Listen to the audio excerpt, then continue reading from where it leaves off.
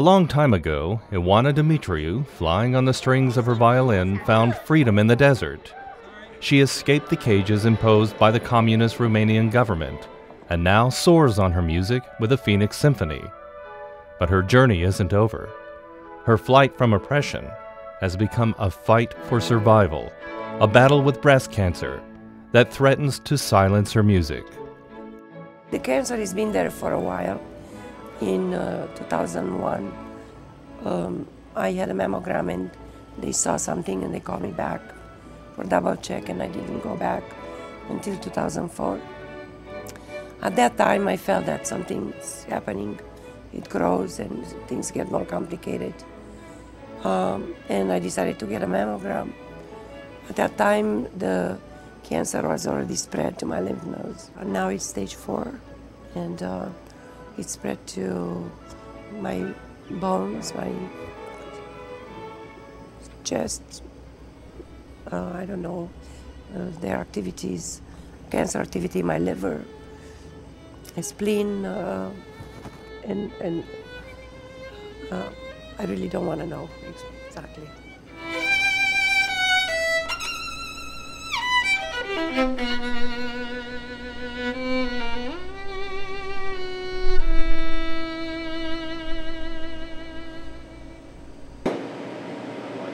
One of Ioana's oldest friends is Dumitru Lazarescu. He defected from Romania in the late 70s, as did Ioana's husband, Dan. Dumitru operates the Coffee Buzz in Albuquerque and plays with Ioana and Dan in the Phoenix Symphony. When I defected actually being part of her orchestra, which they hired me as a sub to go on a tour in Italy. And my understanding is that since her husband defected already, she was not allowed to leave. So therefore, they took some subs from my orchestra, and I guess I was the lucky one that I took her place in that orchestra, and I defected from that orchestra. So it's very intertwined.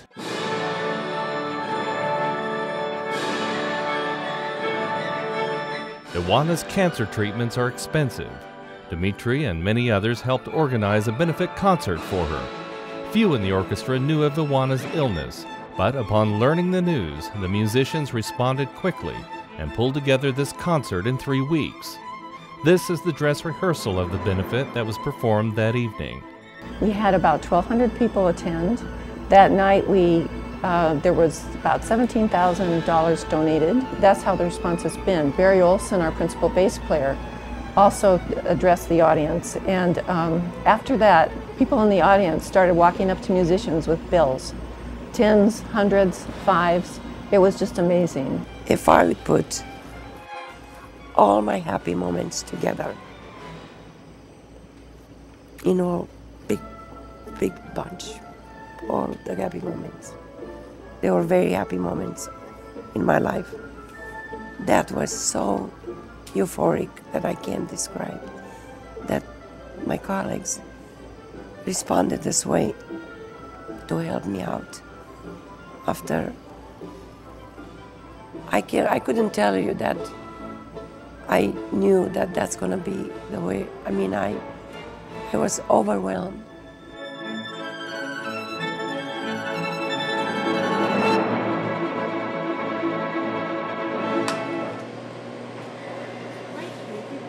Enjoy. Thank you. God knows how many hard times we've gone through with the orchestra, and she was one of the most supportive people. Always with a laughter, making us laugh a little or a lot, and she kind of is supporting us spiritually, and you know, trying to make things right for us, at least from that point of view.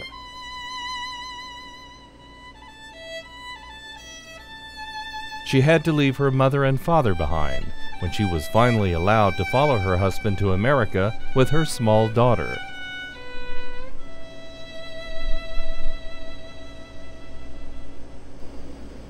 Extraordinary pressure by my mom especially, because I had one child at that time and she adored my daughter Monica. She was 3 at the time. And she made me feel guilty, I have to say that. Feel guilty that I even contemplated to go, so. And I had to make a decision based on the fact that I loved my husband, the fact that I loved my child, and I love freedom. And after 18 months, I was allowed to go and reunite here in the United States. In 1986, Ioana and her daughter became Americans. I couldn't believe it. American citizen.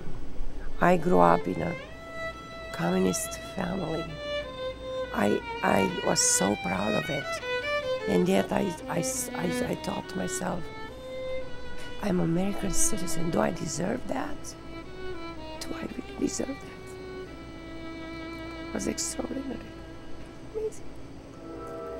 Buried underneath this complicated story is the simple truth that despite the fact the violin has carried her to this place at this time, Ioana has never felt she could express herself fully through the instrument. My dream was to play it better. It's not the better, actually, it's not what I said. It's the music I heard in my head.